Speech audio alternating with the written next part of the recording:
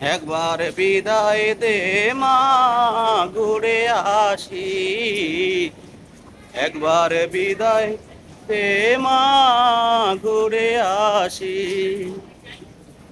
হাসি হাসি পড়ব ফাঁসি, দেখবি ভারতবাসী। একবার বিদায় দে মা, ঘুরে আসি।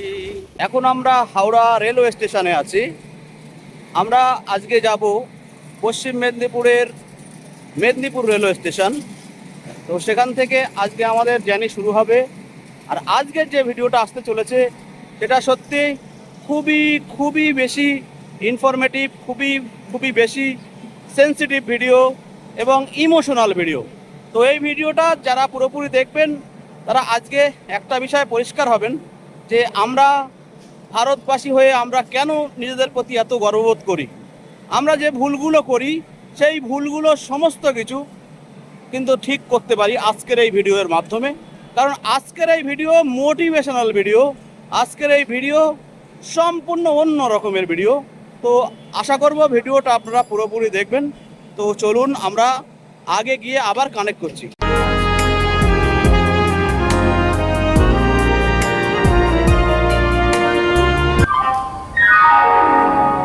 তিন আট আট শূন্য সাত আট হাওড়া মিদনাপুর লোকাল সকাল ৬টা বেজে ৩০ মিনিটে ১৩ মুম্বাই প্ল্যাটফর্ম থেকে ছাড়বে। বন্ধুরা দেখতে পাচ্ছেন এই সেই বিখ্যাত পাঁশকুড়ার মোচার চপ। এটা অনেক দিন দিয়ে খুঁজছিলাম। বিগত কয়েক মাস ধরে ট্রেনে হকারদের উঠতে মানা করার জন্য এই যে মোচার চপটা, এটা কিন্তু পাঁশকুড়াতে পাওয়া যাচ্ছিল না। আজকে পেয়ে গেছি মেদিনীপুর যাওয়ার সময়, সেই জন্য তোমাদেরকে দেখালাম। তবে এটা খেতে সত্যি খুবই ভালো লাগে। আজকে খেয়ে দেখবো কেমন।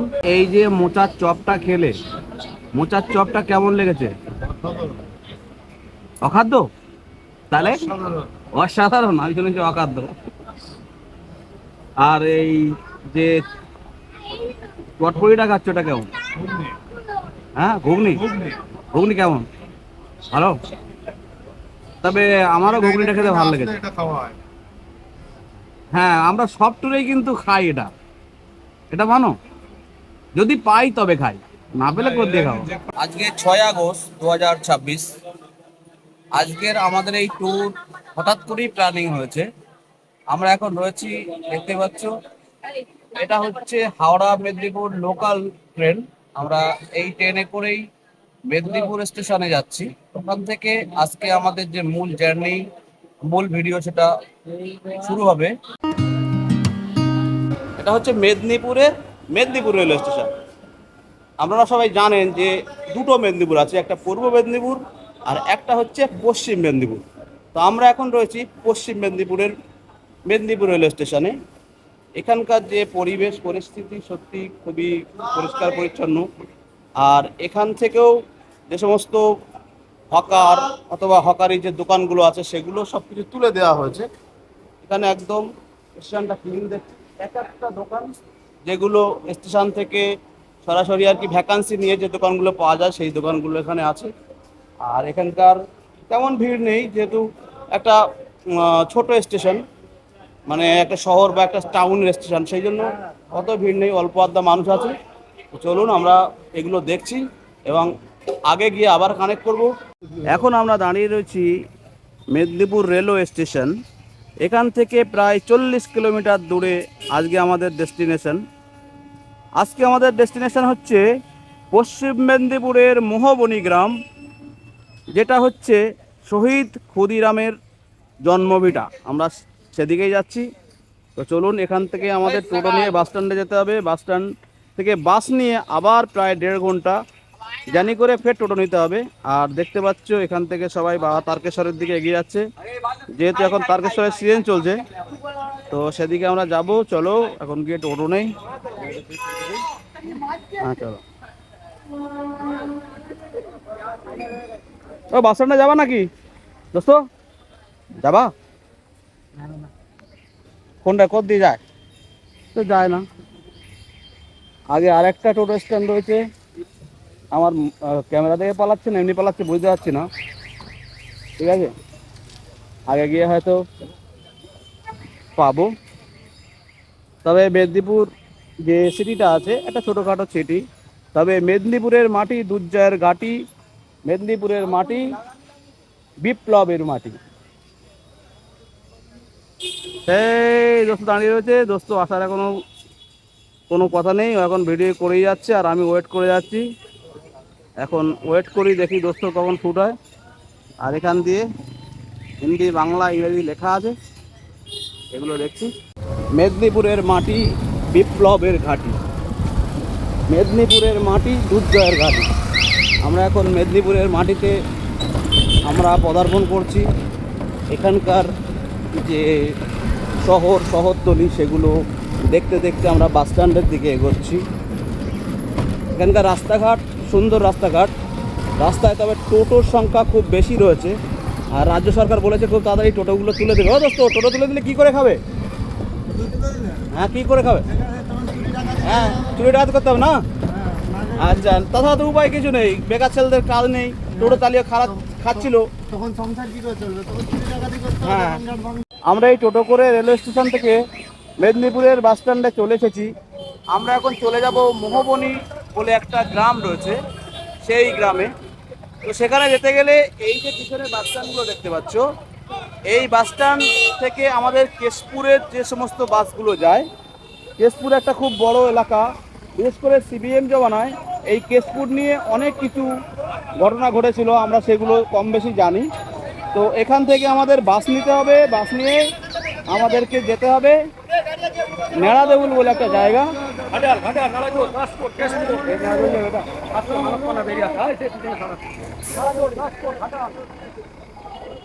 তো আমরা সামনে বাস পেয়ে গেছি, সেই পিছনে। তো দেখতে পাচ্ছ, এটা হচ্ছে বাস স্ট্যান্ড। এখান থেকে তাজপুর চলে যাচ্ছে, দীঘা, কাঁথি সমস্ত জায়গা চলে যাচ্ছে। আর এই সামনেই এইটা হচ্ছে মেন রোড, এখান দিয়ে সম্ভবত আগে গেলে আমরা বোম্বে রোডটা ধরে নিতে পারবো। তো এরকম একটা পরিস্থিতি, এখানকার বাস স্ট্যান্ডের যে সিচুয়েশান সেটা ভালোই লাগছে। তবে এখানে এলে কিন্তু সকাল সকাল আসতে হবে, কারণ রাস্তাটা অনেক দূরের আর অনেক কষ্টের রাস্তা। সেই জন্য অবশ্যই সকাল সকাল এসে এখানকার কাজগুলো পূরণ করতে হবে, তাহলে আপনার যে ডেস্টিনেশন সেই ডেস্টিনেশনে আপনি পৌঁছাতে পারবেন। তো চলো আমরা এখন বাস ধরবো, বাস ধরে আমরা এগিয়ে যাব নেড়াদেউলের দিকে। এখন আমরা দাঁড়িয়ে রয়েছি মেদিনীপুর বাস স্ট্যান্ড। এখান থেকে আমরা নেড়াদেউলের গাড়িটা পেয়ে গেছি। এই গাড়িটা যে দেখতে পাচ্ছ, এই গাড়িটা কেশপুর যায়। কেশপুরে এই গাড়িটা ধরলেই কিন্তু নেড়াদেউল যে স্টেশনটা আছে বা স্ট্যান্ডটা আছে ওখানে নামতে পারবেন। ওখান থেকে 4 কিলোমিটার গেলেই মোহবনি। তো গাড়ির যে এন্ট্রি সেটা দেখাবো। দেখো, এখানেই লেখা আছে মেদিনীপুর, কেশপুর, আমতলা, পঞ্চমী। তো আচ্ছা, জামতলা লেখা আছে, গুড। তো আমরা এখন বাসে উঠে যাচ্ছি। বাসের যে সিচুয়েশনটা সেটা ঠিকই আছে। আমরা ফ্রন্টে একটা সিট পেয়ে গেছি, ফ্রন্টের সিট থেকে আমাদের ভিউটা খুব সুন্দর পাবো। আর গাড়িটা ঠিকই আছে, ডেকোরেশন, যেহেতু এটা লোকাল গাড়ি সেই জন্য অত বেশি ভালো হবে এরকম আশা করা যাবে না, তবে সিট ঠিকই আছে। আর পিছনে ঠিক এইভাবে 6-7টা সিট রয়েছে, আর এইভাবে সিটগুলো সুন্দরভাবে লাগানো আছে। তবে আমরা এই প্রথম এই রুটে যাচ্ছি, জানি না কতক্ষণ লাগবে বা কিভাবে যাব, রাস্তা কেমন, সমস্ত কিছু কিন্তু আপনাদেরকে আপডেট দেব। মেদিনীপুর বাস স্ট্যান্ডটা অনেক বড় বাস স্ট্যান্ড রয়েছে। এখান থেকে আপনি মেদিনীপুরের সমস্ত কোনায় পৌঁছে যেতে পারবেন। দীঘা, কনথাই, মেচাদা সমস্ত জায়গায় এই বাস স্ট্যান্ড থেকে যাওয়া যায়। তো আমরা এখন নিয়েছি কেশপুর লাইনের বাস। আমাদের নামতে হবে নেড়াদেউল বলে একটা জায়গা আছে সেখানে। সেখান থেকে আমাদের আবার টোটো করে 4-5 কিলোমিটার ভিতরে যেতে হবে। তারপরে আমরা পৌঁছাবো সেই বিখ্যাত গ্রাম এবং বাংলার সর্বকনিষ্ঠ শহীদ এবং বাংলার সর্বকনিষ্ঠ বিপ্লবী, স্বাধীনতা বিপ্লবী, তার বাড়িতে এবং তার জন্মভিটায় আজকে আমরা যাচ্ছি। তার যে বেদি আছে সেই বেদিতে এই যে আগস্ট মাস পড়েছে, ইন্ডিপেন্ডেন্স ডে। দেখতে পাচ্ছেন আমরা এখন মেদিনীপুরের চারমাথা মোড়ের যে ওয়াচটাওয়ারটা আছে, ওয়াচটাওয়ারের সামনে এসে গেছি। আমরা সামনে দিয়ে একটা সোজা রাস্তা ধরে নিয়েছি, সামনে গিয়ে সম্ভবত কোনো হাইওয়ে ধরবে। আমরা এখানকার তেমন কিছু পরিচিতি নেই, তো সেগুলো দেখতে দেখতে আমরা এগিয়ে যাচ্ছি। মেদিনীপুর যে সিটিটা আছে অত যানজটপূর্ণ নয়। এখানে আমরা দেখতে পাচ্ছি যে টোটোর একটু বেশি জ্যাম রয়েছে, নইলে যে এখানে অন্য সব গাড়ি এমন ব্যাপার নয়। তবে পরিষ্কার পরিচ্ছন্ন সিটি, যেহেতু এটা হচ্ছে আমাদের সিএম শুভেন্দু অধিকারীর একটা এলাকা, সেই জন্য এলাকা অবশ্যই ভালো থাকার প্রয়োজন। আগে গিয়ে আমরা দেখাবো যে এখন মেদিনীপুরের রাস্তাঘাটের পরিস্থিতি কেমন, যেহেতু বর্ষাকাল চলছে সমস্ত কিছু দেখাবো। আর আমাদের ড্রাইভারদা দেখতে পাচ্ছ খুবই ভালো মানুষ, আমাদের সঙ্গে অনেক কিছু শেয়ার করলেন।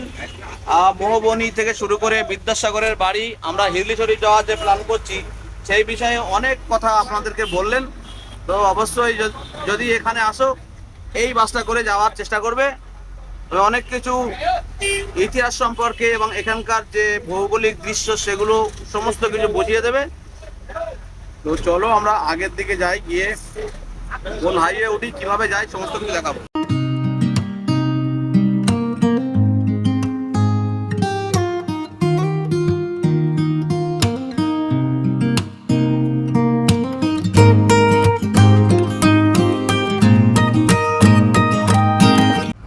আমরা এখন মেদিনীপুর টাউন থেকে বেরিয়ে খড়গপুর রোডের দিকে যাচ্ছি, যেটা বোম্বে হাইওয়ে সেদিকে।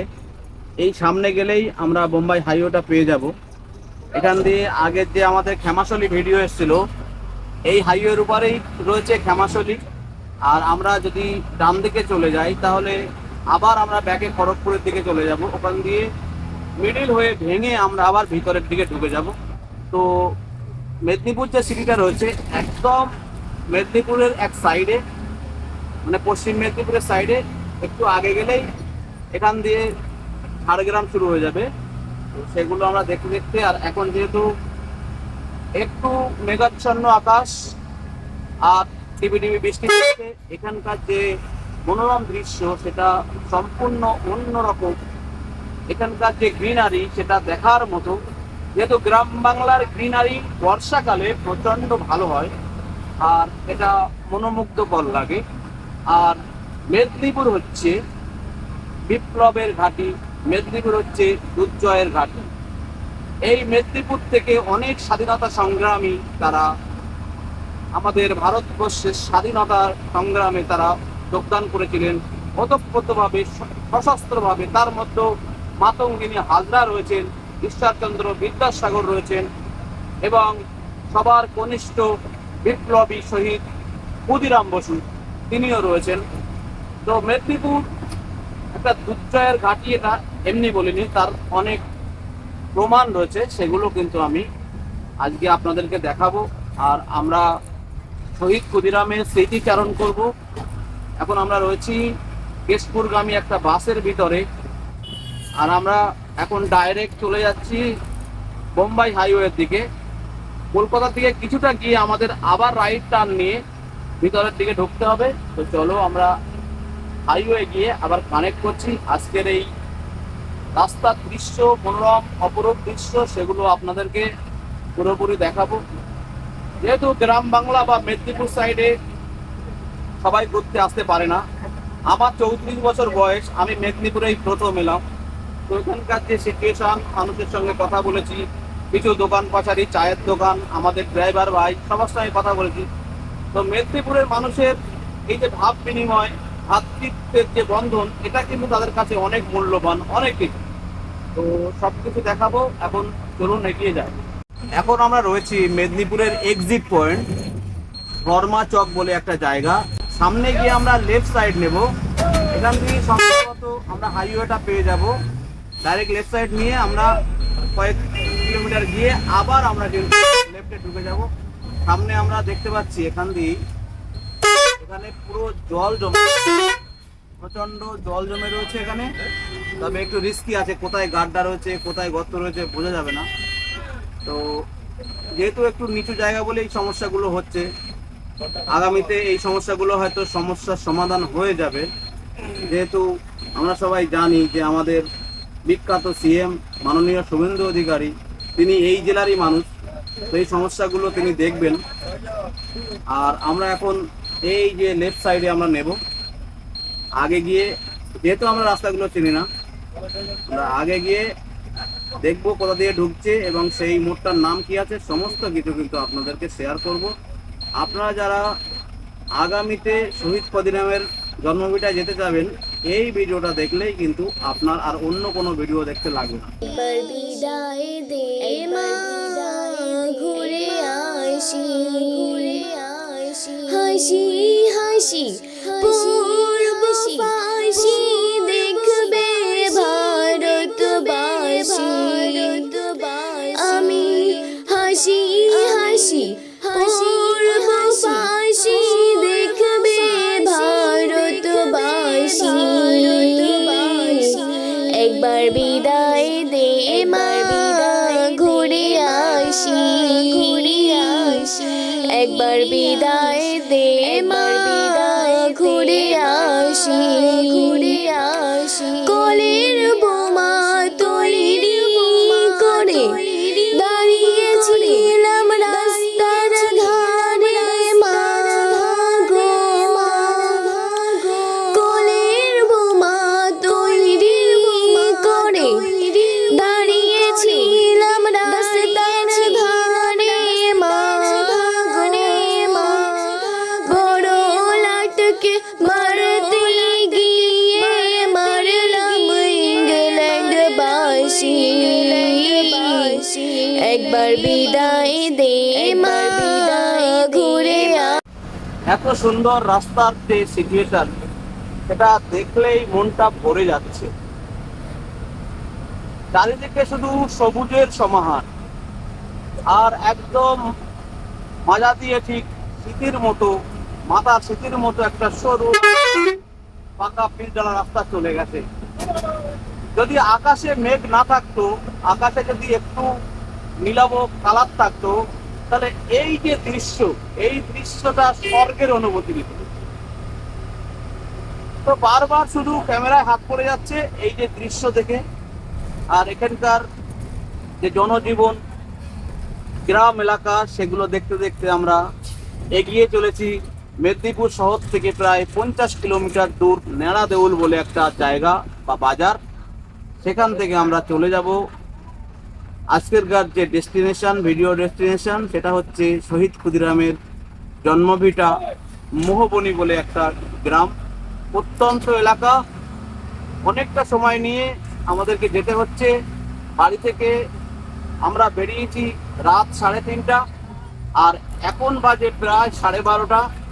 পৌঁছাতে পৌঁছাতে আমাদের 1:30টা লেগে যাবে, মানে প্রায় 6 থেকে 7 ঘন্টা আমরা ট্রেনে, বাসে, বাইকে, জার্নি করে আমাদের এই রাস্তা পারাপার করতে হচ্ছে।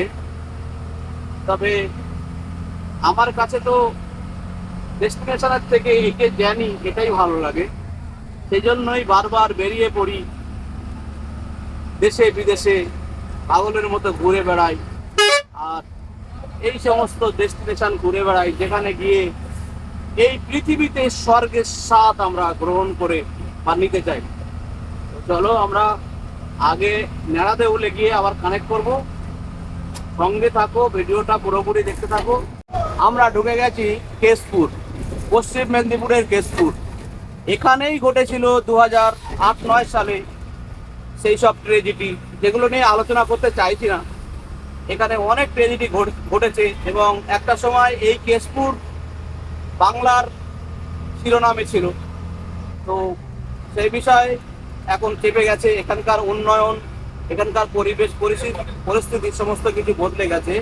আমরা সামনেই যে বিল্ডিংটা দেখতে পাচ্ছি, এটাই হচ্ছে কেশপুর কলেজ। তো আমরা কেশপুর সিটিতে ঢুকে গেছি। এখানকার পরিবেশ সত্যি খুবই সুন্দর, পরিষ্কার পরিচ্ছন্ন দেখতে পাচ্ছি। রাস্তাটা চওড়া রয়েছে, ছোট ছোট বিল্ডিং।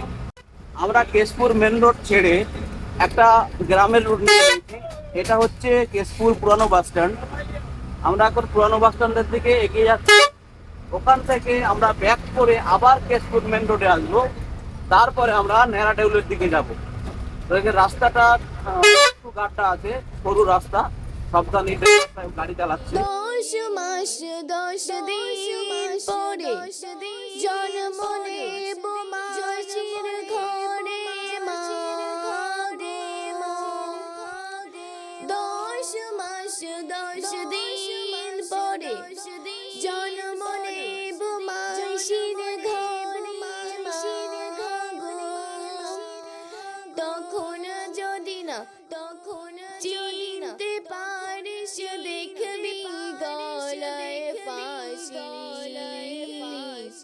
একবার বিদায় দে মা ঘুরে আসি একবার বিদায় দে একবার বিদায় আমরা এখন চলে এসেছি কেশপুর বাস স্ট্যান্ড। এখান থেকে আরো 30 কিলোমিটার দূর হচ্ছে নেড়াদেউল। এখান থেকে 10 কিলোমিটার হচ্ছে নেড়াদেউল। আমরা 40 কিলোমিটার চলে এসেছি মেদিনীপুর রেলওয়ে স্টেশন থেকে। এখন আমরা দেখতে পাচ্ছ এখানে বাসে সব প্যাসেঞ্জাররা রয়েছে, বাইরে সব বাচ্চারা এবং প্রচুর লোক রয়েছে। আবার কেশপুর বাস স্ট্যান্ড ছেড়ে আমরা ঘাটাল রোডে উঠে পড়েছি, এটাই মেন রোড। এখান থেকে 10 কিলোমিটার আমাদের ডেস্টিনেশন নেড়াদেউল, আমরা সেদিকেই যাচ্ছি।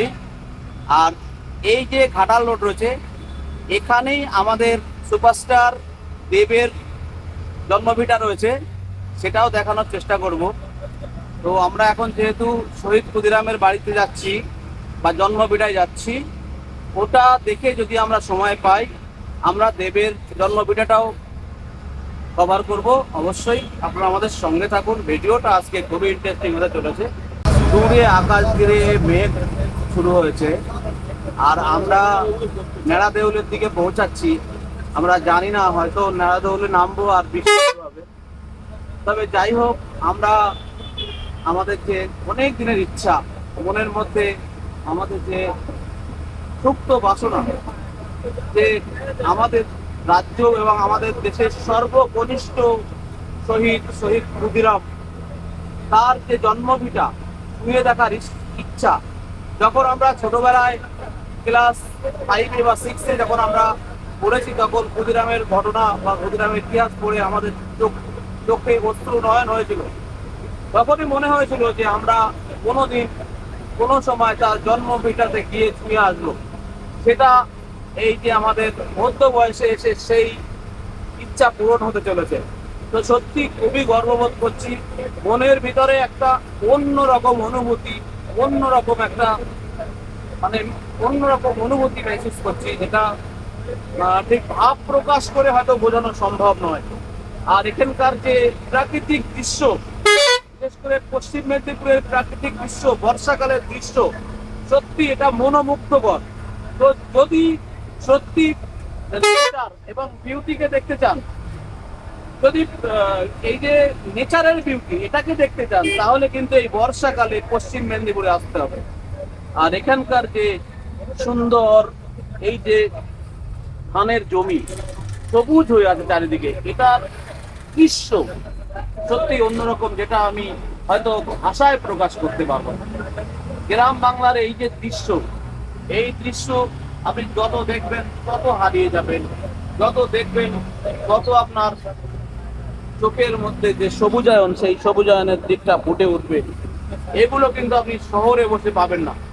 শহরে বসে হয়তো আপনি মাল্টি স্ক্রিন বা মাল্টি ন্যাশনাল কোম্পানি বা মাল্টি লেভেল বা মাল্টিপ্লেক্সে গিয়ে আপনি এনজয় করতে পারেন, কিন্তু এই প্রকৃতির কোলে থাকার এই যে এনজয়মেন্ট, এটা শুধুমাত্র এই গ্রাম এলাকা বা আমাদের বাংলার কোণে কোণে ছড়িয়ে রয়েছে এই সমস্ত জায়গাগুলো। বলতে বলতেই বৃষ্টি শুরু হয়ে গেছে, আর আমাদের ভাগ্যটাই এরকম, যেখানেই যাই বৃষ্টি শুরু হয়। তো জানি না, হয়তো নামবো, ছাতা কাটিয়ে নামতে হবে। যাই হোক, আমরা সেই কনিষ্ঠ বিপ্লবী এবং আমাদের ভারত তথা বাংলার গর্ব শহীদ ক্ষুদিরামের গ্রামে আমরা প্রায় পৌঁছে গেছি। এটা হচ্ছে আমাদের কাছে গর্বের বিষয়। এখন বৃষ্টি হোক অথবা তুফান অথবা সাইক্লোন, তাতে আমাদের কিছু যায় আসে না। আমরা এসে গেছি সেই বিখ্যাত গ্রাম মোহবনি, যেখানে জন্মেছিলেন আমাদের শহীদ ক্ষুদিরাম। তার গ্রামের মাটিটাকে ছুঁয়ে দেখতে চাই, তার গ্রামের মাটিতে গিয়ে অন্তত সেই সময়টার, সেই ইতিহাসটা বুঝতে চাই, জানতে চাই। আমরা স্বাধীনতা কত সহজেই পেয়েছি, আমরা কত সহজেই স্বাধীনতাকে উপভোগ করছি, কিন্তু তারা বা এই সমস্ত যারা শহীদ রয়েছেন তারা শুধু আমাদের জন্য, পরবর্তী প্রজন্মের জন্য নিজেদের বুকের তাজা রক্ত ঢেলে দিয়েছেন। যেগুলো আমরা আজকে উপলব্ধি করতে সুদূর কলকাতা থেকে প্রায় 250 কিলোমিটার দূরে আমরা পৌঁছে গেছি পশ্চিম মেদিনীপুরের মোহমণি গ্রাম, শহীদ ক্ষুদিরামের বাড়ি। তো চলো আমরা আগে গিয়েই নামবো। আমাদের নেড়া দেউল প্রায় চলে এসেছে। নেড়া দেউলে গিয়ে আমরা আবার কানেক্ট করছি। বৃষ্টিটা কিন্তু প্রবল শুরু হয়েছে, সেটা আমার ক্যামেরার মাধ্যমে দেখতে পাচ্ছেন। আমরা বাস থেকে নেমে পড়েছি, বাসটা চলে যাচ্ছে আরও এলাকার ভিতরে, গ্রামের ভিতরে। আর এটাই হচ্ছে সেই বিখ্যাত শহর নেড়া দেউল। এটাই হচ্ছে সেই বিখ্যাত কনিষ্ঠ শহীদ ক্ষুদিরামের গ্রাম। আমরা আগে গিয়েই ক্ষুদিরামের গ্রাম মোহবনীতে ঢুকবো। তার আগে আমরা এখানে লাঞ্চ করব। সকালে যেহেতু আমাদের ব্রেকফাস্ট হয়নি, তো আমরা ব্রেকফাস্টটা করে নিয়ে ঢুকবো। বৃষ্টি হচ্ছে, এই বৃষ্টির মধ্য দিয়েই আমরা মোহবনীতে ঢুকবো। চলো একবার বিদায় দে মা, ঘুরে আসি। একবার বিদায় দে মা, ঘুরে আসি। হাসি হাসি করব ফাঁসি, দেখবে ভারতবাসী। একবার বিদায় দে মা, ঘুরে আসি। ছোটোবেলায় যখন আমরা এই গানটা লতা মঙ্গেশকরের কণ্ঠে শুনতাম, তখন এই গানটার মানে হয়তো বুঝতাম না। যখন আমরা ক্লাস 5-6-এ উঠি, তখন এই গানটার মানেটা বুঝেছিলাম। তো এখন আমরা এখানে উপস্থিত রয়েছি যে জায়গাটা, সেই জায়গাটার নাম হচ্ছে নেড়া দেউল। আমার পিছনেই রয়েছে, দেখতে পাচ্ছেন, সেই শহীদ ক্ষুদিরামের তোরণ আমরা দেখতে পাচ্ছি। তো আজকে এখানকার আসার যে মূল উদ্দেশ্য, সেটা হচ্ছে শহীদ ক্ষুদিরামের জন্মভিটেটাকে স্পষ্ট করব। আমরা সবাই জানি বাংলার সর্বকনিষ্ঠতম এবং বাংলার ছোট একজন ব্যক্তি, যিনি আজ থেকে 118 বছর আগে এখানে তার গ্রামটা ছিল, আর এখানেই তিনি জন্মেছিলেন। আমরা তার ইতিহাস এবং তার এই গ্রামের মাটিকে স্পর্শ করে তার ইতিহাসকে বোঝার চেষ্টা করব। আমরা দেখতে পাচ্ছি সামনেই রয়েছে শহীদ ক্ষুদিরামের তোরণ। এখান থেকে 3 কিলোমিটার দূরে রয়েছে শহীদ ক্ষুদিরামের জন্মভিটা। যেহেতু এই জন্মভিটা নিয়ে ঐতিহাসিক কিছু মতাদর্শ রয়েছে বা মতভিন্নতা রয়েছে, সে বিষয়ে আলোচনা করব। আর আপনি যদি এদিকে চলে যান, ডাইরেক্ট তেজপুর হয়ে মেদিনীপুর সিটি চলে যেতে পারবেন। আর এদিকে যদি চলে যান, তাহলে ডাইরেক্ট ঘাটাল সিটিতে চলে যেতে পারবেন। আমরা এখন চলে যাব ডিরেক্ট এখান থেকে টোটো নিয়ে মোহবনী বলে একটা গ্রাম রয়েছে, এখান থেকে 3 কিলোমিটার দূর, সেখানে আমরা পৌঁছাবো এবং সেখানে শহীদ ক্ষুদিরামের যারা পরিজন রয়েছে তাদের সঙ্গে আমরা সাক্ষাৎ করার চেষ্টা করব। আর আমরা এখানকার ইতিহাসটাকে বোঝার চেষ্টা করব। তো চলুন আমরা এগিয়ে যাই। আর যারা আমাদের সঙ্গে এতক্ষণ জুড়ে রয়েছেন, অবশ্যই এই ভিডিওটা পুরোপুরি দেখতে থাকুন, কারণ আজকের এই ভিডিওটার মধ্যে রয়েছে খুবই ইমোশনাল কিছু ব্যাপার। আর শহীদ ক্ষুদিরামের অনেক অনেক বেশি তার ইতিহাস নিয়ে আজকে আমরা এই ভিডিওয়ে নিয়ে আসছি। তো চলুন আমরা এগিয়ে যাই।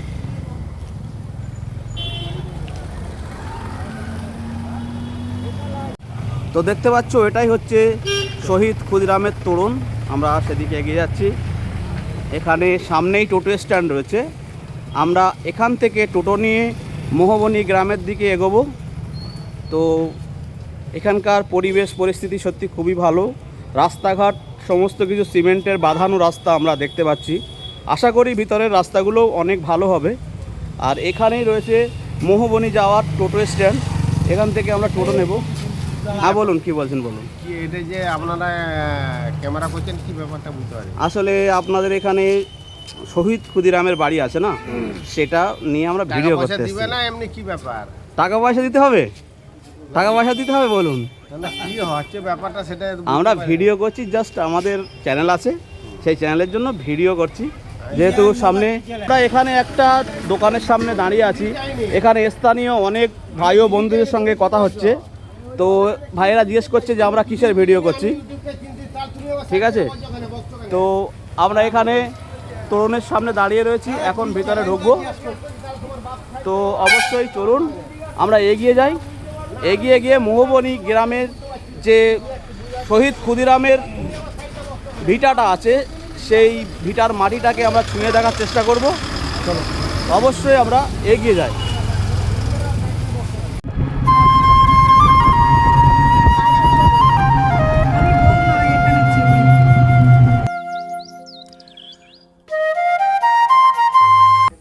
দশ মাস 10 দিন পরে জন্ম নেব মাসির ঘরে, তখন যদি চিনতে না পারিস দেখবি গলায় ফাঁসি, একবার বিদায় দে মা ঘুরে আসি।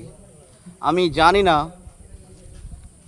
1908 সালের পর থেকে আমাদের দেশে ক্ষুদিরাম বসুর মতো কোনো শহীদ এবং কোনো দেশপ্রেমিক জন্ম নিয়েছে কি না, তবে আজকে তার জন্মভূমি, তার জন্মভিটার সামনে দাঁড়িয়ে আমার প্রচণ্ড গর্ববোধ হচ্ছে যে আমি একজন ভারতীয় এবং তাদের রক্তের বিনিময়ে আমরা পেয়েছি আজকের এই স্বাধীনতা।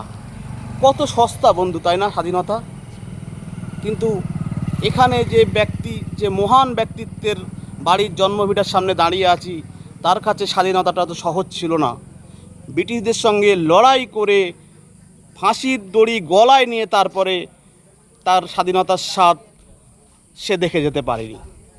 তো আমরা দাঁড়িয়ে রয়েছি এখন পশ্চিম মেদিনীপুরের মোহবনী গ্রামে, আর আমার সামনেই রয়েছে সেই মোহবনীর বিখ্যাত যে স্থান, সেই স্থানের সামনে দাঁড়িয়ে আমরা এখন নিজেরা প্রচণ্ড বেশি গর্ববোধ করছি। আর এই সামনেই দেখতে পাচ্ছেন, এটাই হচ্ছে শহীদ ক্ষুদিরাম বসুর তোরণ। আমরা এখন ভিতরে যাব, ভিতরে কি রয়েছে আমরা জানি না, ভিতরে গিয়ে দেখতে হবে ওখানে কোনো বাড়ি ঘরদোর এখনও কিছু অবশিষ্ট আছে কি না।